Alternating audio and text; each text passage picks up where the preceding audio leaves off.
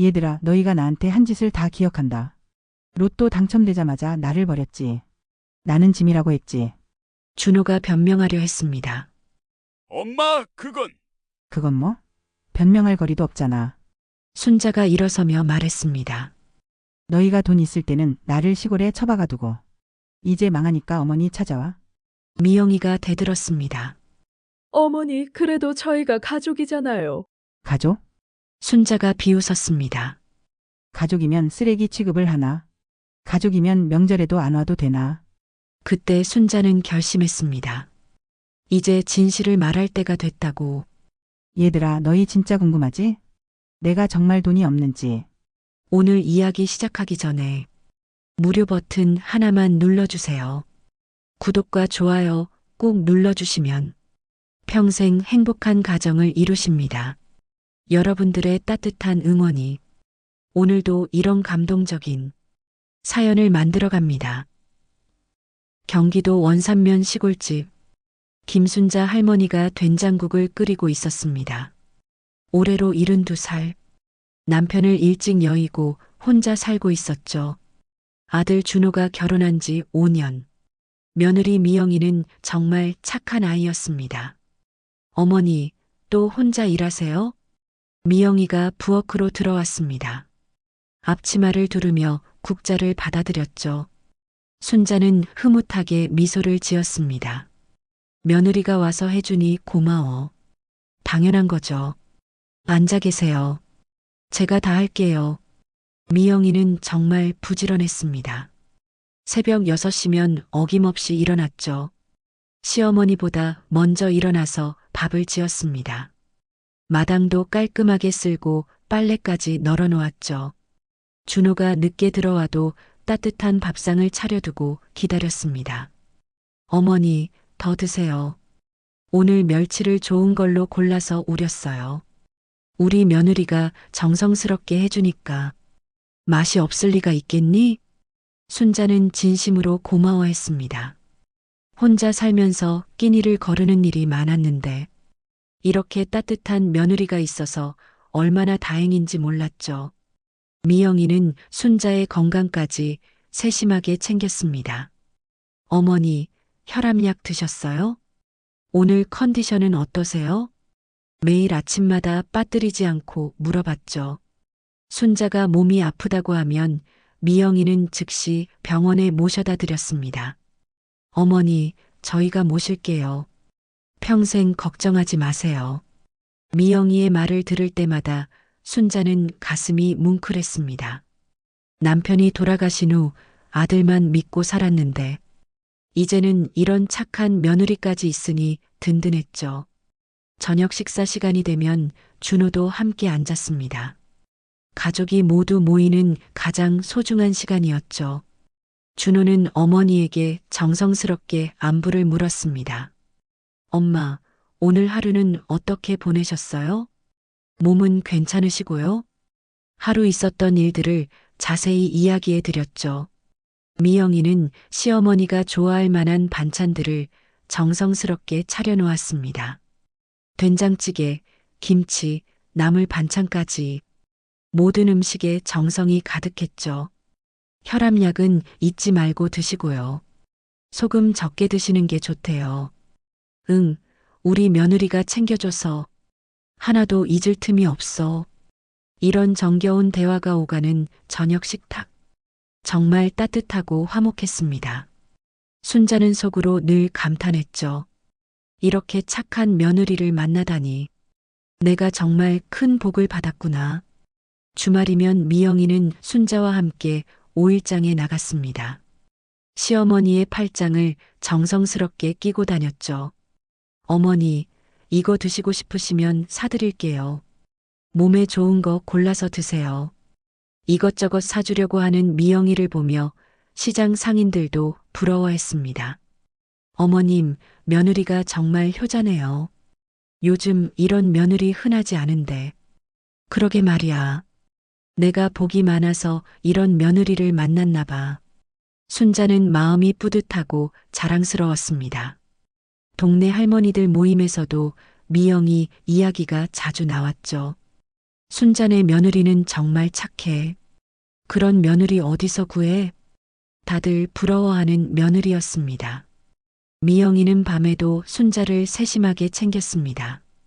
어머니, 밤에 추우시면 이불 하나 더 덮으세요. 감기 조심하시고요. 화장실 가실 때 조심하세요. 순자의 방까지 와서 안부를 묻곤 했습니다. 이런 세심한 배려에 순자는 마음이 놓였죠. 나이가 들어서 혼자 있으면 불안하고 무서울 때도 있었는데 이렇게 살뜰하게 챙겨주는 사람이 있으니 얼마나 든든한지 몰랐습니다. 어느 봄날 토요일 오후 미영이는 순자와 함께 마당에서 콩을 다듬고 있었습니다. 어머니, 이 콩으로 콩나물 길러서 맛있는 반찬 만들어 드릴게요. 아이고, 그래. 우리 며느리 손맛이 얼마나 좋은데. 두 사람이 나란히 앉아 콩을 골라내는 모습. 정말 평화롭고 아름다웠습니다. 미영이가 말했죠. 어머니, 저 정말 행복해요. 이렇게 어머니와 함께 있으니까요. 순자는 가슴이 뭉클했습니다. 이런 말을 하는 며느리가 어디 있을까? 이웃집 박씨 할머니가 지나가며 담장 너머로 인사를 건넸죠. 순자야, 며느리가 참 잘해주는구나. 부럽다, 정말. 그러게 말이야. 내가 전생에 무슨 선행을 했는지 몰라. 순자는 진심으로 그렇게 생각했습니다. 미영이도 환하게 웃으며 정중하게 인사했죠. 안녕하세요, 이모님.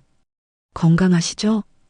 어머, 얼굴도 예쁘고 마음씨도 이렇게 고우니. 순자가 정말 큰 복을 받았네. 이런 칭찬을 들을 때마다 순자는 어깨가 으쓱해졌습니다. 저녁이 되자 준호가 회사에서 퇴근해 돌아왔습니다. 엄마, 오늘 하루는 어떻게 보내셨어요? 아, 며느리랑 콩도 다듬고 이런저런 이야기도 하면서 잘 보냈어. 미영아, 정말 고마워. 엄마를 이렇게 잘 모셔줘서. 모료 당연한 거죠. 어머니가 저희 어머니인데요. 가족 3명이 둘러앉은 저녁 식탁. 언제나 웃음과 정이 넘쳤습니다. 순자는 이런 평화로운 일상이 영원히 계속될 것이라고 믿었죠. 미영이는 시어머니 그릇에 밥을 정성스럽게 더 담아드렸습니다. 어머니, 많이 드세요. 잘 드셔야 건강하시잖아요. 고맙다, 며느리야. 내가 이렇게 잘해줘서 얼마나 든든한지 몰라. 준호도 흐뭇한 표정으로 바라보며 웃었습니다. 우리 엄마가 정말 좋은 며느리를 만났어요. 나도 이런 아내가 있어서 자랑스러워요. 이런 따뜻한 대화를 나누며 보내는 저녁 시간. 순자에게는 하루 중 가장 행복하고 소중한 시간이었습니다. 설거지를 하며 미영이가 내일 계획을 말했죠. 어머니, 내일은 어머니가 좋아하시는 김치찌개 끓여드릴게요. 아이고, 그럼 얼마나 고맘이야. 우리 며느리 음식 솜씨가 얼마나 좋은데. 순자는 마음 깊숙한 곳에서 진심으로 감사함을 느꼈습니다. 이런 며느리와 함께 살 수 있다는 것이 얼마나 큰 행복인지 몰랐죠. 밤이 깊어가며 하루를 정리하는 시간. 순자는 늘 같은 생각을 했습니다. 정말 착한 며느리 덕분에 마음이 놓이네. 하늘나라에 계신 남편도 이런 모습을 보면서 흐뭇해 하실 것 같았어요. 이렇게 화목한 가정에서라면 남은 인생을 편안하고 행복하게 보낼 수 있을 것 같았죠. 순자는 매일 밤 잠들기 전에 감사 인사를 드렸습니다. 고마워요, 며느리야. 덕분에 너무 행복해. 그렇게 평온한 일상이 흘러가던 어느 목요일 저녁. 준호가 퇴근길에 평소와 다르게 편의점에 들렀습니다. 오늘은 뭔가 느낌이 달라. 혼잣말을 하며 로또 코너로 향했죠. 평소에도 가끔 로또를 사긴 했지만 오늘은 유독 특별한 예감이 들었습니다. 이번에는 정말 될 것 같은데? 준호는 신중하게 번호를 골랐습니다. 7, 14, 21, 28, 35, 42. 왠지 모르게 이 번호들이 눈에 들어왔죠. 집에 돌아와서 미영이에게 말했습니다. 여보, 오늘 로또 샀어. 미영이가 웃으며 대답했죠. 또요? 당신 정말 꿈을 크게 꾸네요. 이번에는 정말 될 것 같아. 준호의 목소리에는 평소와 다른 확신이 담겨 있었습니다. 순자도 옆에서 듣고 있다가 말했죠. 그래, 복권도 복이 있어야 되는 거야. 우리 준호가 효자니까 하늘에서 복을 주실지도 모르지. 그 말을 들은 준호와 미영이는 웃었습니다. 토요일 저녁 8시 45분. 온 가족이 거실 소파에 모여 앉았습니다. 텔레비전에서 로또 추첨 방송이 시작될 시간이었죠. 오늘 방송 꼭 봐야 해. 준호가 로또 용지를 손에 꼭 쥐고 말했습니다. 미영이는 과일을 깎아서 내왔죠. 어머니, 사과 드세요. 혹시 모르니까 같이 봐요. 순자는 며느리가 깎아준 사과를 먹으며 텔레비전을 바라봤습니다. 로또 645 제천 50회 추첨을 시작합니다. 아나운서의 목소리가 거실에 울려 퍼졌죠. 온 가족의 시선이 화면에 집중됐습니다. 첫 번째 당첨 번호는 7번입니다. 준호가 번개처럼 로또 용지를 들여다봤습니다. 7번 있어. 목소리가 약간 떨렸죠. 미영이가 남편의 어깨를 살짝 두드렸습니다. 진짜요? 정말 있어요? 순자도 관심을 보이며 몸을 앞으로 기울였습니다. 두 번째 당첨 번호는 14번입니다. 14번. 14번. 준호가 다시 한번 확인했습니다. 이것도 있어. 정말 있어. 이번에는 목소리가 더 크게 떨렸죠. 미영이의 표정도 진지해졌습니다. 여보, 설마. 순자는 아직 믿어지지 않는다는 표정이었죠. 세 번째 당첨 번호는 21번입니다. 거실에 긴장감이 흘렀습니다. 준호가 로또 용지를 다시 한번 자세히 들여다봤죠. 21번도. 21번도 있어. 이제 온 가족이 숨을 죽이고 지켜봤습니다. 미영이가 남편의 팔을 꽉 잡았죠. 순자도 마음이 두근거리기 시작했습니다. 네 번째 당첨 번호는 28번입니다. 28번이 있나? 28번이. 준호의 손이 떨려서 제대로 볼 수가 없었습니다. 미영이가 대신 확인했죠. 있어요. 28번도 있어요. 이제 정말로 믿을 수 없는 상황이 벌어지고 있었습니다. 순자는 손으로 가슴을 눌렀죠. 어머나, 이게 정말 일어나는 일이니? 다섯 번째 당첨 번호는 35번입니다. 거실이 완전히 조용해졌습니다. 세 사람 모두 텔레비전 화면만 바라보고 있었죠. 준호가 천천히 로또 용지를 확인했습니다. 35번. 35번. 있어. 5개째까지 다 맞았어. 미영이가 비명을 지르며 일어났습니다. 진짜요? 정말이에요? 순자도 깜짝 놀라서 자리에서 벌떡 일어났죠. 이제 마지막 번호만 남았습니다. 온 집안이 숨막히는 정적에 휩싸였죠. 여섯 번째 마지막 당첨 번호는 아나운서의 목소리가 유독 길게 느껴졌습니다. 42번입니다. 준호가 로또 용지를 다시 들여다봤습니다. 하지만 손이 너무 떨려서 제대로 볼 수가 없었죠. 미영이가 남편에게서 로또 용지를 받아서 확인했습니다. 여보, 42번이 있어요. 진짜로 있어요. 순간 온 집안이 완전히 폭발했습니다. 우와, 됐다. 정말 됐어. 준호가 미영이를 붙잡고 거실에서 빙빙 돌았습니다. 미영이도 기쁨의 눈물을 흘리며 소리쳤죠. 믿을 수 없어요. 정말 믿을 수 없어요. 1등이에요. 1등. 순자는 이 모든 상황이 꿈 같아서 멍하니 서 있었습니다. 어머나, 정말이니? 정말 맞은 거니? 준호가 어머니에게 달려가서 안았습니다. 엄마, 진짜 1등이에요. 무려 10억 원이에요. 10억 원. 미영이도 시어머니 곁으로 와서 함께 안았죠. 어머니, 이제 우리 인생이 완전히 바뀌었어요. 더 이상 돈 걱정 안 해도 돼요. 순자는 아직도 믿어지지 않는다는 표정이었습니다. 10억 원이라니. 그런 큰 돈을. 어머나, 이런 일이 정말 일어나는구나. 준호는 흥분을 감추지 못하며 말했습니다. 엄마, 이제 정말 편하게 사실 수 있어요.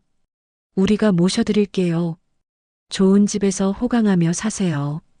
미영이도 고개를 끄덕이며 덧붙였습니다. 맞아요, 어머니. 이제 무엇이든 하고 싶은 거 다 하세요. 순자는 아들과 며느리의 기쁜 모습을 보며 함께 기뻤습니다. 눈가에 감동의 눈물까지 글썽였죠. 우리 가족에게 이런 큰 행운이 오다니. 하늘에서 남편이 도와주신 건가? 그날 밤 온 가족은 아무도 잠을 이루지 못했습니다. 너무 기뻐서 잠이 오지 않았거든요. 여보, 이게 정말 현실이 맞죠? 그럼 현실이야. 진짜 현실. 준호와 미영이는 밤새도록 미래 계획을 세웠습니다. 우선 집부터 바꿔야겠어요. 시내에 정말 좋은 아파트로 이사가요. 그리고 차도 바꾸고, 어머니한테도 예쁜 옷 많이 사드리고, 순자는 침대에 누워서 이런 대화를 들었습니다. 마음이 정말 든든하고 뿌듯했죠. 역시 내 착한 자식들이야. 나까지 함께 생각해 주는구나. 다음 날 아침 현실이 실감나기 시작했습니다. 엄마, 저희 당첨금 받으러 가야 해요. 절차가 좀 복잡하다고 하네요. 순자는 환하게 웃으며 손을 흔들어 줬습니다. 그래, 조심해서 다녀와라. 우리 가족에게 정말 큰 복이 왔구나. 며칠 후 드디어 당첨금을 받아온 준호 부부. 정말로 10억 원이 통장에 들어 있었습니다. 엄마, 진짜 받아왔어요. 이제 정말 부자가 됐어요. 미영이가 통장을 들고 춤을 추듯 기뻐했죠. 순자도 믿을 수 없다는 표정으로 통장의 잔액을 바라봤습니다. 어머나, 숫자가 이렇게 길구나. 정말 10억 원이야. 그날 저녁 온 가족이 처음으로 고급 한정식 집에서 외식을 했습니다. 평생 가보지 못했던 비싼 식당이었죠. 엄마, 이제 매일 이런 곳에서 드실 수 있어요. 우리가 모시고 다닐게요. 순자는 이런 변화가 신기하기만 했습니다. 어제까지만 해도 평범한 시골 할머니였는데 갑자기 부잣집 어머니가 된 기분이었죠. 고맙다, 얘들아. 너희 덕분에 내가 이런 호강을 누리는구나. 로또 당첨 후 한 달이 지나면서 준호 부부의 생활이 바뀌기 시작했습니다. 가장 먼저 바뀐 것은 집이었죠. 여보, 이 아파트 어때요? 미영이가 부동산 매물지를 들고 왔습니다. 서울 강남구에 있는 30평 아파트였죠. 보증금 5억에 월세 200만 원이네. 좋아 보이는데? 준호도 고개를 끄덕였습니다. 순자는 옆에서 조심스럽게 물어봤죠. 얘들아, 나도 함께 가는 거지? 그런데 미영이의 표정이 순간 굳어졌습니다. 어머니, 그게 신의 집은 방이 부족해서요. 준호도 어색하게 웃으며 말했죠. 엄마, 여기 시골집이 더 공기도 좋고 건강에도 좋잖아요. 순자는 당황했습니다. 분명히 함께 살겠다고 했었는데. 그럼 나는 여기 혼자 있으라는 거니? 미영이가 시어머니를 바라보며 말했습니다. 어머니, 잠깐만이에요. 나중에 더 큰 집 구하면 모셔갈게요. 하지만 순자는 뭔가 이상함을 느꼈죠. 며느리의 눈빛이 예전과 달랐습니다. 일주일 후 준호 부부는 정말로 서울로 이사를 갔습니다. 순자 혼자 시골집에 남겨둔 채로 말이죠. 엄마, 자주 연락드릴게요. 몸 건강히 지내세요. 준호가 어머니에게 인사를 하며 떠났습니다. 미영이는 예전처럼 따뜻한 포옹 대신 가볍게 손만 흔들었죠. 어머니, 안녕히 계세요. 순자는 빈집에 혼자 남겨진 채 멍하니 서 있었습니다. 이게 뭐지? 분명히 함께 살겠다고 했는데. 며칠 후 준호에게서 전화가 왔습니다. 엄마, 어떻게 지내세요? 응, 그냥 지내고 있어. 순자의 목소리에는 서운함이 배어 있었죠. 엄마, 미안해요. 조금만 기다려주세요. 더 큰 집 구하면 꼭 모셔갈게요. 하지만 그 약속은 지켜지지 않았습니다. 오히려 시간이 지날수록 연락도 뜸해졌죠. 한 달 후 준호 부부에게 또 다른 변화가 생겼습니다. 여보, 이 차 어때요? 미영이가 수입차 카탈로그를 들고 왔습니다. 독일제 고급 세단이었죠. 1억 2천만 원이네. 좋아, 사자. 준호는 주저하지 않고 결정했습니다. 그뿐만 아니라 명품 시계, 핸드백, 옷가지들을 계속 샀죠. 여보, 이 시계 예쁘지 않아요? 3천만 원짜리래요. 그래, 사. 돈이 물쓰듯 나가기 시작했습니다. 순자에게는 생활비도 제대로 보내지 않으면서 말이죠. 어느 날 순자가 준호에게 전화를 걸었습니다. 준호야, 생활비가 좀. 아, 엄마. 지금 바빠서 나중에 전화 드릴게요. 뚝, 전화가 끊어졌습니다. 순자는 휴대폰을 들고 한참을 멍하니 있었죠. 내 아들이 이럴 리가 없는데. 몇 주 후 더 충격적인 일이 벌어졌습니다. 추석이 다가왔는데 준호 부부가 시골집에 오지 않겠다고 했죠. 엄마, 죄송해요. 친구들이랑 해외여행 가기로 해서요. 미영이가 전화로 말했습니다. 목소리에는 미안함보다 짜증이 섞여 있었죠. 얘야, 추석인데 어떡해. 어머니, 이해해 주세요. 저희도 젊을 때 좀 놀아야죠. 순자는 말이 나오지 않았습니다.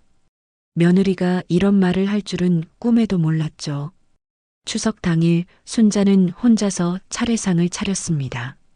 남편의 영정 앞에서 눈물을 흘렸죠. 여보, 우리 아들이 변했어. 이제 나를 귀찮아해. 그때 현관문이 열리는 소리가 들렸습니다. 순자는 깜짝 놀라며 돌아봤죠. 준호와 미영이가 들어오고 있었습니다. 어머니, 안녕하세요. 하지만 예전의 따뜻함은 온데간데 없었습니다. 미영이는 명품 핸드백을 들고 짜증난 표정이었죠. 여보, 빨리 해요. 친구들이 기다린다고요. 준호도 시계를 자꾸 보며 초조해했습니다. 엄마, 차례 지내고 바로 가야 해서요. 순자는 서둘러 차례상을 차렸습니다. 하지만 제대로 된 차례도 아니었죠. 형식적으로 절만 하고 끝이었습니다. 차례가 끝나자 미영이가 부엌으로 갔습니다. 냉장고를 뒤져서 음식을 비닐봉지에 담기 시작했죠. 이거 가져갈게요. 어차피 어머니 혼자서는 다 못 드실 거잖아요. 순자는 놀라서 바라봤습니다. 얘야, 그건 차례 음식인데. 괜찮아요, 어머니. 저희가 가져가서 잘 먹을게요. 미영이는 신경 쓰지 않는다는 듯이 말했습니다. 심지어 음식 쓰레기까지 한 봉지에 담았죠. 이거 버려주세요. 저희는 바빠서요. 그리고는 그 쓰레기 봉지를 마당에 던져 놓았습니다. 순자는 믿을 수 없다는 표정으로 바라봤죠. 얘야, 그게 뭐니? 아, 그냥 음식 찌꺼기예요. 어머니가 처리해 주세요. 미영이는 아무렇지 않게 말했습니다. 예전에 그렇게 정성스럽게 차려주던 며느리가 맞나 싶었죠. 준호야, 이게 뭐니? 순자가 아들에게 물어봤습니다. 하지만 준호는 대답하지 않았죠. 미영이 눈치만 보고 있었습니다. 엄마, 저희 정말 급해서요. 다음에 또 올게요. 그렇게 말하며 서둘러 나가려고 했습니다. 순자가 불러 세웠죠. 잠깐 얘들아. 이게 다 뭐니? 너희가 왜 이렇게 변했니? 미영이가 돌아서서 차갑게 말했습니다. 어머니, 솔직히 말씀드릴게요. 저희도 이제 새로운 인생을 살고 싶어요. 어머니는 솔직히 짐이에요.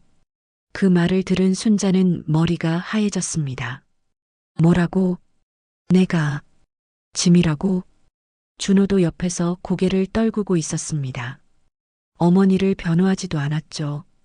어머니, 죄송해요. 하지만 이게 현실이에요.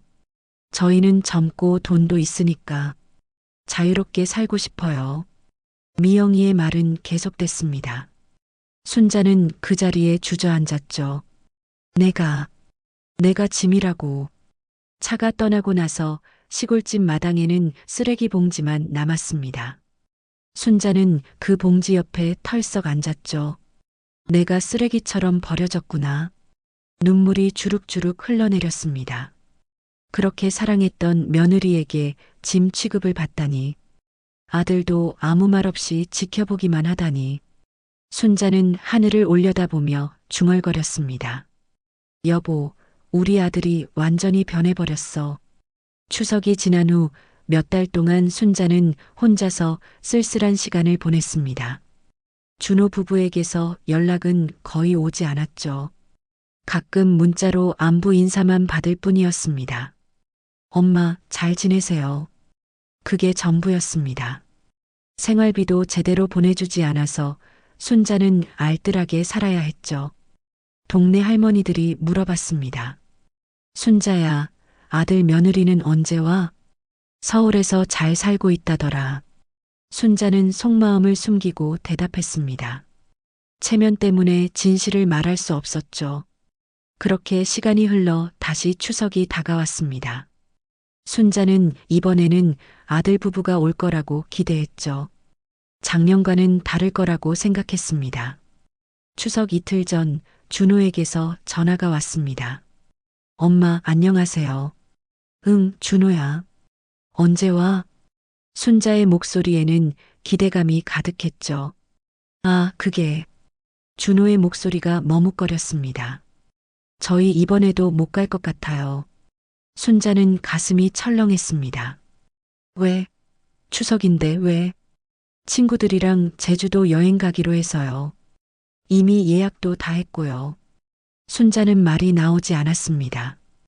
2년 연속으로 추석에 오지 않겠다는 거였죠. 준호야, 제발 와라. 엄마가 얼마나 기다렸는데. 하지만 준호의 대답은 차가웠습니다. 엄마, 이해해 주세요. 저희도 젊을 때 놀아야죠. 그리고는 전화를 끊어버렸습니다. 순자는 휴대폰을 들고 한참을 멍하니 있었죠. 추석 당일 아침, 순자는 혼자서 차례상을 준비했습니다. 남편의 영정사진을 바라보며 말했죠. 여보, 올해도 혼자구나. 우리 아들이 완전히 달라졌어. 차례를 지내고 나서 순자는 하루 종일 멍하니 앉아 있었습니다. 텔레비전에서는 즐거운 추석 특집 프로그램이 나오고 있었죠. 하지만 순자에게는 아무 의미 없는 소음일 뿐이었습니다. 저녁 무렵 갑자기 현관문이 열리는 소리가 들렸습니다. 순자는 깜짝 놀라며 일어났죠. 어머니 왔어요. 미영이의 목소리였습니다. 순자는 반가움보다 당황스러웠죠. 제주도 여행 간다고 하지 않았나? 얘들아, 왜 왔니? 여행은 어떻게 됐고? 준호가 대답했습니다. 아, 비가 와서 취소됐어요. 그래서 급하게 왔어요. 하지만 뭔가 이상했습니다. 둘 다 표정이 좋지 않았거든요. 미영이는 명품 옷을 입고 있었지만 기분이 나빠 보였죠. 준호도 계속 시계만 쳐다봤습니다. 얘들아, 밥 먹고 가거라. 순자가 부엌으로 향하려고 했습니다. 하지만 미영이가 막아섰죠. 어머니, 됐어요. 저희 급해서 금방 갈 거예요. 그냥 잠깐만 있다가요. 순자는 서운했습니다. 추석인데 이렇게 서둘러 갈 일이 뭐가 있을까요? 미영이가 부엌으로 들어갔습니다. 냉장고를 열어서 이것저것 꺼내기 시작했죠. 이거 다 가져갈게요. 어머니 혼자서는 못 드시잖아요. 순자가 깜짝 놀라서 말했습니다. 얘야, 그건 차례 음식인데. 괜찮아요. 어차피 남을 거 저희가 가져가죠. 미영이는 신경 쓰지 않는다는 듯 말했습니다. 심지어 상한 음식들까지 비닐봉지에 담았죠. 오래된 반찬, 곰팡이 핀 떡, 썩은 과일까지. 이것들 다 버려야 할 텐데. 저희가 가져가서 버릴게요. 순자는 이해할 수 없었습니다. 왜 음식 쓰레기까지 가져간다는 건지. 얘야, 그건 왜 가져가니? 그냥 두고 가거라. 하지만 미영이는 듣지 않았습니다. 음식 쓰레기를 비닐봉지에 가득 담았죠. 그리고는 그 봉지를 마당으로 가져갔습니다. 어머니, 이거 나중에 버려주세요. 저희는 바빠서 못 버리고 가요. 그러고는 쓰레기 봉지를 마당 한가운데 던져놓았습니다. 순자는 믿을 수 없다는 표정으로 바라봤죠. 얘야, 그게 뭐니? 왜 마당에 쓰레기를? 미영이는 아무렇지 않게 말했습니다. 어머니, 제가 바빠서요. 나중에 치워주세요. 그리고는 손을 털며 현관으로 향했습니다. 순자가 뒤따라가며 물어봤죠. 얘야, 너 왜 이래? 예전에 우리 며느리가 아니잖아. 미영이가 돌아서서 차갑게 대답했습니다. 어머니, 저도 변했어요. 이제 예전처럼 못 살겠어요. 돈도 생겼고 새로운 인생을 살고 싶거든요. 순자는 가슴이 아팠습니다. 얘야, 그래도 가족인데. 가족이라고 해서 뭐가 달라져요? 미영이의 말은 더욱 차가워졌습니다. 솔직히 말하면 어머니는 저희에게 짐이에요. 젊은 저희가 왜 늙은 시어머니 뒷바라지를 해야 하죠? 순자는 그 자리에서 얼어붙었습니다. 뭐라고? 내가 짐이라고? 준호에게 도움을 요청하는 눈빛을 보냈습니다. 하지만 준호는 고개만 떨구고 있었죠. 미영이를 말리지도 않았습니다. 어머니, 현실을 받아들이세요. 저희는 이제 다른 세상에서 살고 있어요. 어머니와는 격이 달라졌다고요. 미영이는 명품 핸드백을 들고 고개를 들었습니다. 마치 자신이 순자보다 훨씬 높은 사람인 것처럼 행동했죠. 그러니까 이제 저희한테 기대하지 마세요. 혼자서 알아서 사세요. 순자는 다리에 힘이 풀려서 주저앉았습니다. 내가 짐이라고. 내 며느리가 나한테 이런 말을. 미영이는 마지막으로 한마디 더 했습니다. 어머니, 이거 드시고 잘 지내세요. 그러며 쓰레기 봉지를 발로 툭 찼습니다. 마치 순자에게 쓰레기 음식이나 먹으라는 듯이. 그리고는 준호와 함께 차에 올라탔죠. 차가 떠나고 나서 순자는 혼자 마당에 남겨졌습니다. 쓰레기 봉지 옆에 털썩 앉아서 멍하니 중얼거렸죠. 내가 쓰레기처럼 버려졌구나. 내 며느리가, 내 아들이. 눈물이 뚝뚝 떨어졌습니다. 하늘을 올려다보며 남편에게 말했습니다. 여보, 나 이제 어떻게 살아야 할까? 내가 정말 쓰레기가 된 기분이야. 차가운 바람이 불어와 쓰레기 봉지를 흔들었습니다. 순자는 그 모습을 보며 자신의 처지와 비교했죠. 내 인생이 저 쓰레기와 뭐가 다르지? 그렇게 순자의 가장 비참한 추석이 끝나갔습니다. 그 비참한 추석이 지난 후 몇 달이 흘렀습니다. 순자는 여전히 혼자서 시골집을 지키고 있었죠. 아들 부부에게서는 연락이 더욱 뜸해졌습니다. 한 달에 한두 번 문자가 오는 게 전부였죠. 엄마, 잘 지내세요. 그마저도 형식적인 인사에 불과했습니다. 한편 서울에서는 준호 부부의 생활에 변화가 일어나고 있었습니다. 10억 원이라는 큰 돈을 손에 쥐고 나서 이들의 욕심은 끝이 없었죠. 여보, 주식 투자 어때요? 미영이가 스마트폰을 보며 말했습니다. 요즘 대박 난다는 회사들이 많던데. 준호도 관심을 보였죠. 그래, 어떤 종목이 좋대? 한번 해볼까?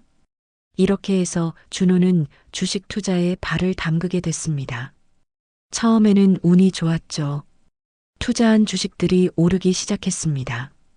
와, 이틀 만에 500만 원 올랐어. 여보, 우리 투자 천재인가 봐요. 작은 성공에 도취된 준호는 더 큰 금액을 투자했습니다. 2억, 3억, 급기야 5억 원까지. 미영이도 가만히 있지 않았죠. 코인 투자에 관심을 갖기 시작했습니다. 여보, 비트코인 대박이래요. 친구가 1억 넣었다가 2억 만들었대요. 우리도 해봐요. 그렇게 미영이는 코인에 3억 원을 투자했습니다. 한때는 정말로 돈이 불어났죠. 주식과 코인 모두 오르기만 했습니다. 여보, 우리 진짜 부자 되는 거 아니에요? 20억도 가능할 것 같은데. 이들의 생활도 더욱 호화로워졌습니다. 명품 쇼핑은 일상이 됐죠. 이 가방 예쁘지 않아요? 5천만 원짜리래요. 사세요, 사. 백화점에서 VIP 대우를 받는 것이 즐거웠습니다. 고급 레스토랑에서의 식사도 매일같이 이어졌죠. 오늘은 어디서 먹을까? 프렌치 레스토랑 어때요? 1인당 50만 원짜리로 가요. 그런데 문제는 이때부터 시작됐습니다. 주식시장이 급락하기 시작한 거죠. 왜 이렇게 떨어져? 준호가 스마트폰을 보며 당황했습니다. 어제까지만 해도 올랐던 주식이 폭락하고 있었거든요. 일시적인 거겠지? 곧 다시 오를 거야. 하지만 주식은 계속 떨어졌습니다. 5억 원이 3억 원이 되고 다시 2억 원이 됐죠. 미영이의 코인도 마찬가지였습니다.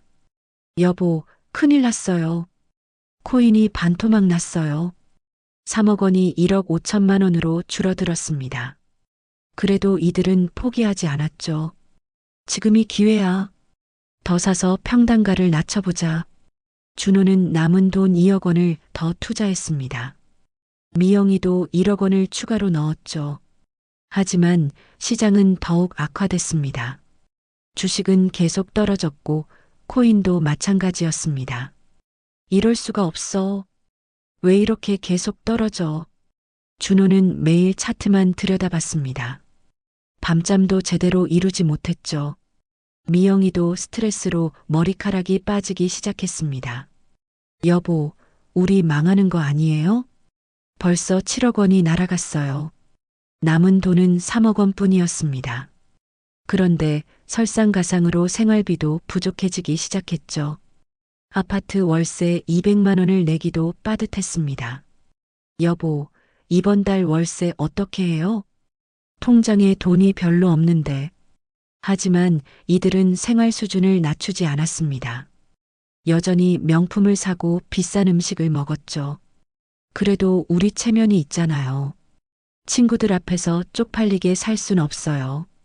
결국 대출을 받기 시작했습니다. 아파트를 담보로 5억 원을 빌렸죠. 이 돈으로 다시 투자하면 돼. 이번에는 정말 신중하게 해보자. 하지만 결과는 마찬가지였습니다. 빌린 돈마저 날려버렸거든요. 이제 남은 건 빚뿐이었습니다. 아파트 담보대출 5억 원에 신용대출 2억 원. 총 7억 원의 빚을 지게 된 거죠. 월 이자만 500만 원이 넘었습니다. 여보, 우리 정말 망했어요. 이자도 못 낼 것 같아요. 미영이가 울먹이며 말했습니다. 준호도 머리를 싸매고 앉았죠. 이런 일이 어떻게 생긴 거야? 분명히 잘 될 줄 알았는데. 이제 부부싸움이 시작됐습니다. 다 당신 잘못이야. 내가 코인 하지 말라고 했잖아. 뭐, 주식은 누가 하라고 했는데. 당신이 먼저 시작했잖아요. 매일같이 싸우고 원망했습니다. 서로를 탓하며 책임을 떠넘겼죠. 내 인생 망쳤어. 당신 만나서 이 꼴 났어. 예전의 사랑은 온데간데 없었습니다. 돈이 떨어지자 진짜 모습이 드러난 거죠. 한편 채권자들의 독촉이 시작됐습니다. 이자라도 제때 내세요. 연체되면 큰일 납니다. 은행에서 매일 전화가 왔습니다. 대출 상환 계획을 세우셔야 합니다. 준호는 전화를 받기도 무서워했죠. 여보, 전화 왔어요. 당신이 받아요. 싫어요. 당신이 받으세요. 서로 전화 받기를 거부했습니다. 결국 아파트마저 경매에 넘어갈 위기에 처했죠. 3개월 안에 이자를 못 내면 경매예요. 그럼 우리 갈 곳이 없어져요. 미영이가 절망에 빠진 목소리로 말했습니다. 준호도 현실을 받아들여야 했죠. 우리 정말 망했구나. 10억 원의 로또 당첨금이 1년 만에 사라진 거였습니다. 오히려 7억 원의 빚까지 떠안게 됐죠. 하루하루가 지옥 같았습니다. 잠도 제대로 못 자고 밥맛도 없었습니다. 우리 어떻게 살아야 하지? 이 빚을 언제 다 갚아? 절망감만 가득했습니다. 그때서야 두 사람은 깨달았습니다. 돈이 있을 때 얼마나 함부로 살았는지를, 그리고 진정 소중한 것이 무엇인지를 말이죠. 순자가 혼자서 시골집을 지키며 쓸쓸한 나날을 보내던 어느 봄날, 마당에서 텃밭을 가꾸고 있을 때였습니다. 검은색 고급 세단 2대가 집 앞에 멈춰섰죠. 순자는 고개를 들고 차를 바라봤습니다. 누가 왔을까? 차에서 양복을 입은 남자 3명이 내렸습니다. 모두 정중한 표정이었죠. 가장 앞선 남자가 순자에게 다가왔습니다. 안녕하세요.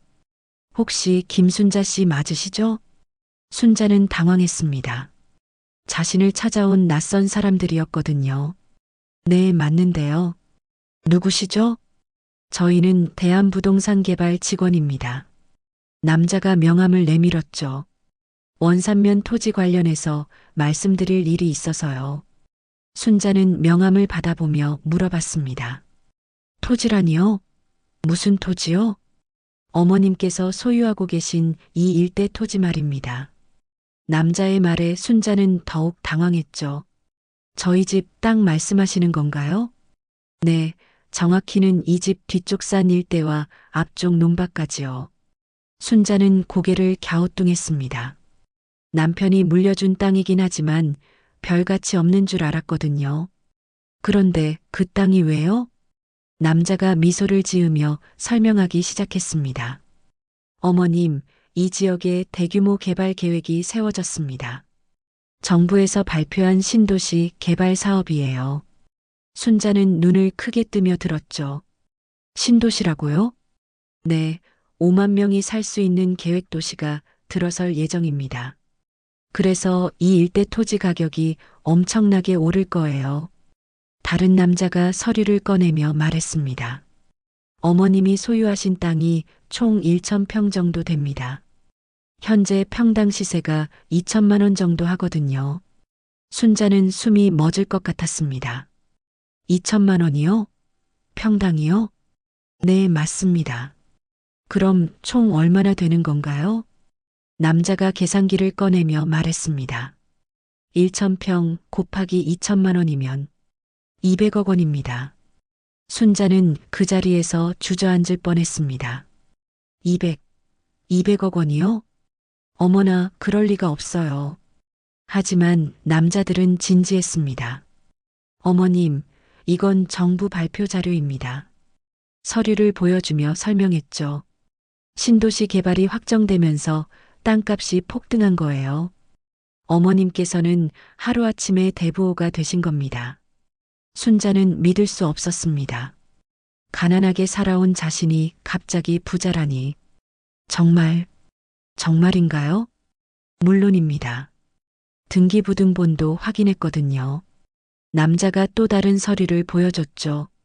어머님 명의로 정확히 등록되어 있습니다. 남편분께서 물려주신 땅이 맞죠? 순자는 고개를 끄덕였습니다. 남편이 살아생전에 산에서 농사짓던 땅이었죠. 당시에는 별가치 없는 땅이었는데 지금은 완전히 달라졌습니다. 남자들이 더 자세히 설명했습니다. 이 지역이 교통의 요지가 됐거든요. 고속도로 인터체인지가 바로 앞에 생기고요.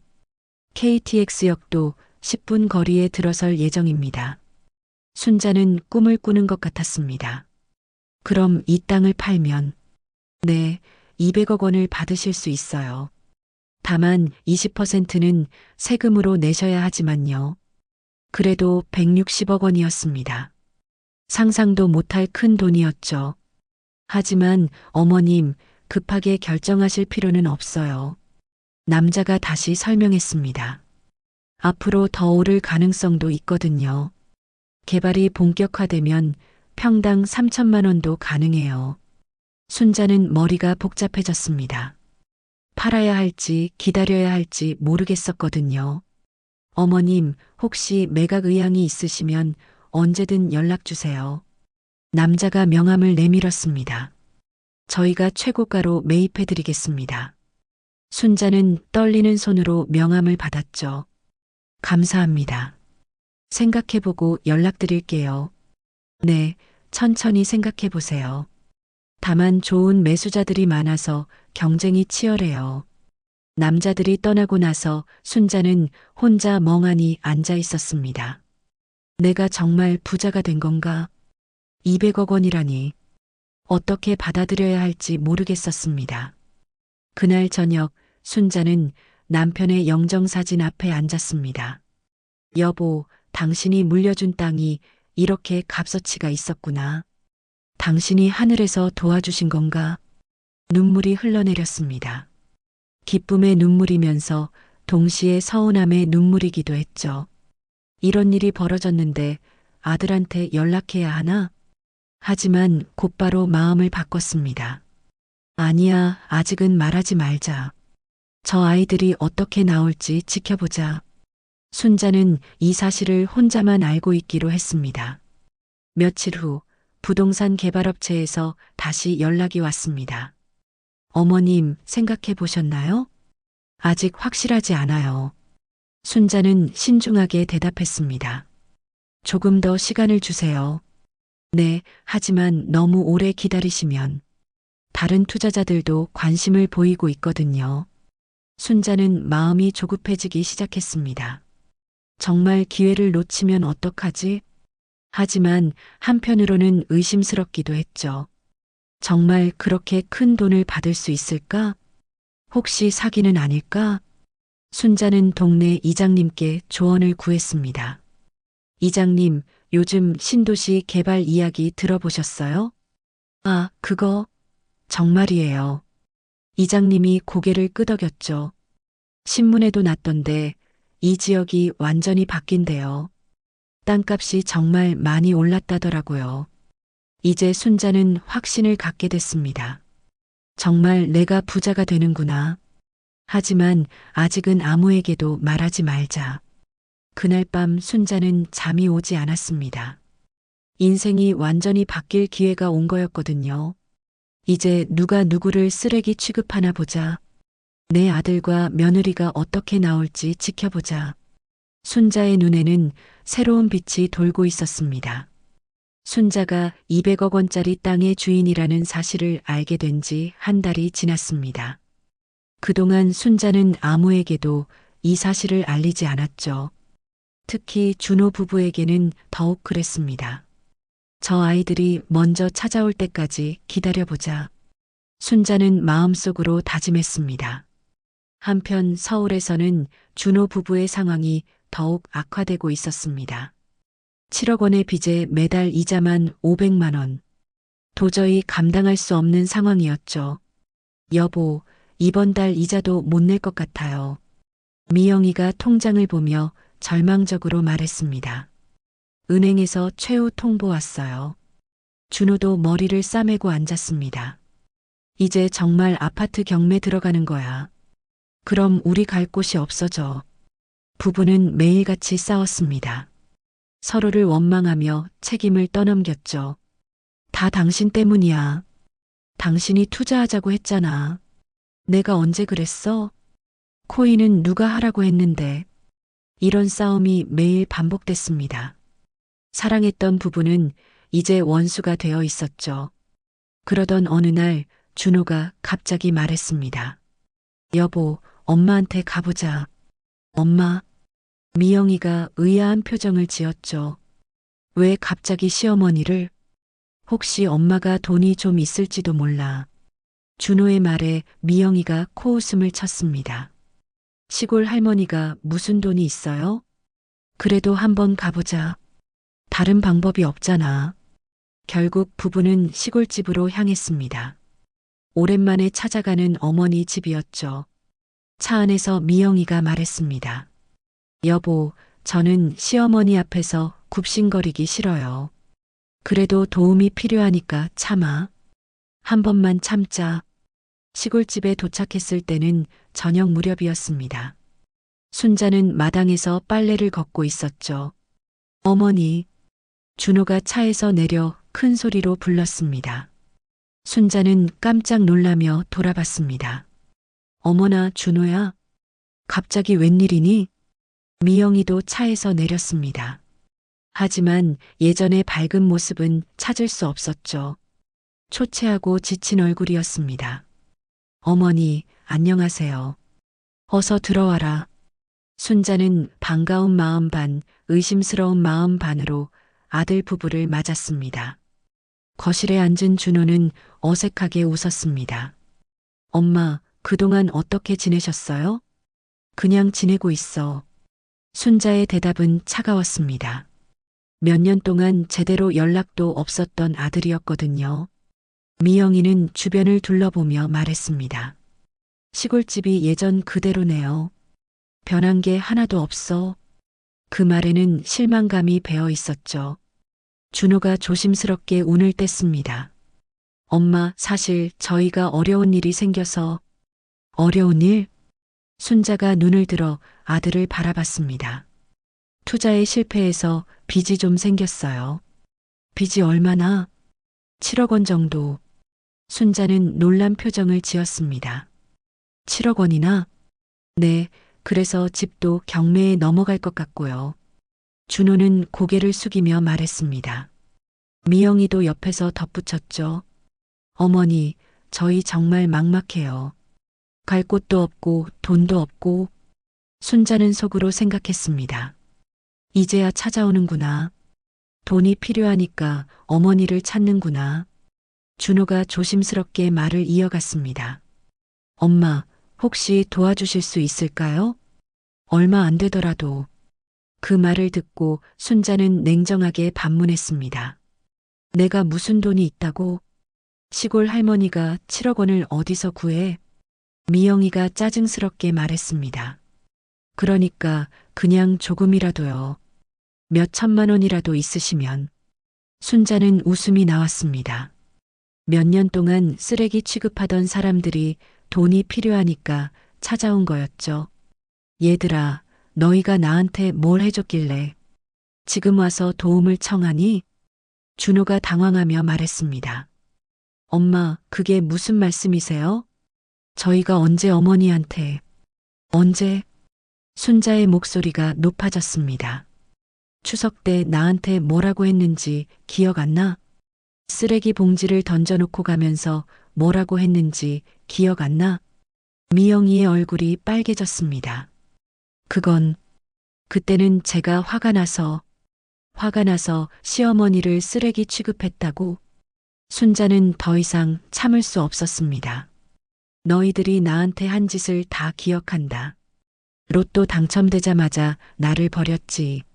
나는 짐이라고 했지. 준호가 변명하려고 했습니다. 엄마, 그건 뭐? 변명할 거리도 없잖아. 순자가 일어서며 말했습니다. 너희가 돈 있을 때는 나를 시골에 처박아 두고 이제 망하니까 어머니 찾아와? 미영이도 일어서서 대들었습니다. 어머니, 그래도 저희가 가족이잖아요. 가족? 순자가 비웃었습니다. 가족이면 쓰레기 취급을 하나? 가족이면 명절에도 안 와도 되나? 그때 순자는 결심했습니다. 이제 진실을 말할 때가 됐다고. 얘들아, 너희 진짜 궁금하지? 궁금한 게 뭔데요? 내가 정말 돈이 없는지. 순자가 서류함에서 부동산 관련 서류들을 꺼냈습니다. 이게 뭔지 아니? 준호와 미영이가 서류를 들여다봤습니다. 토지 소유권, 감정서, 평당 2천만 원, 1,000평. 미영이가 계산을 해봤습니다. 어머니, 이게 200억 원이에요? 맞아. 200억 원. 순자가 당당하게 말했습니다. 너희가 나를 쓰레기 취급할 때 나는 이미 200억 원짜리 땅의 주인이었어. 준호와 미영이는 말문이 막혔습니다. 어머니, 이제 알겠니? 순자가 냉정하게 말했습니다. 너희가 날 버렸을 때는 가난한 시골 할머니였지만 지금 나는 200억 원 집 주인이야. 미영이가 급하게 말했습니다. 어머니, 그럼 저희를 도와달라고? 순자가 차갑게 웃었습니다. 너희가 나한테 뭐라고 했는지 기억해봐. 나는 짐이라고 했잖아. 쓰레기 취급했잖아. 준호와 미영이는 그 자리에서 말문을 잃었습니다. 순자는 마지막으로 말했습니다. 이제 누가 누구를 우습게 보나 보자. 순자가 200억 원의 땅 주인이라는 사실을 알게 된 준호와 미영이. 두 사람은 그 자리에서 얼어붙었습니다. 어머니, 정말이에요? 미영이가 떨리는 목소리로 물었습니다. 순자는 차갑게 웃으며 대답했죠. 가짜 서류를 왜 만들어 놓겠니? 부동산 개발업체에서 직접 온 거야.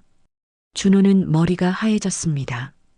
자신들이 200억 원의 상속자를 쓰레기 취급했다는 사실이 믿어지지 않았죠. 엄마, 저희가 몰랐어요. 몰랐다고? 순자가 비웃었습니다. 몰랐으면 그렇게 해도 되는 거니? 가족을 쓰레기 취급해도 되는 거니? 미영이가 급하게 무릎을 꿇었습니다. 어머니, 죄송해요. 제가 정말 잘못했어요. 하지만 순자는 냉정했습니다. 지금 와서 사과해? 그때 그 말들을 왜 했어? 준호도 어머니 앞에 무릎을 꿇었죠. 엄마, 저희가 정말 잘못했어요. 용서해 주세요. 순자는 두 사람을 내려다보며 말했습니다. 용서? 너희가 나한테 한 짓을 생각해봐. 쓰레기 봉지를 마당에 던져놓고 갔지. 나보고 짐이라고 했지. 미영이가 울음을 터뜨렸습니다. 어머니, 정말 잘못했어요. 다시는 그런 일 없을 거예요. 하지만 순자의 마음은 이미 굳어져 있었습니다. 너희들 진짜 웃기다. 돈 있을 때는 나 없으면 못 살 것처럼 하더니 망하니까 어머니 찾아와서 빌어? 준호가 절망적으로 말했습니다. 엄마, 그래도 저희는 가족이잖아요. 가족? 순자가 큰 소리로 웃었습니다. 가족이면 명절에 와야지. 가족이면 안부 전화라도 해야지.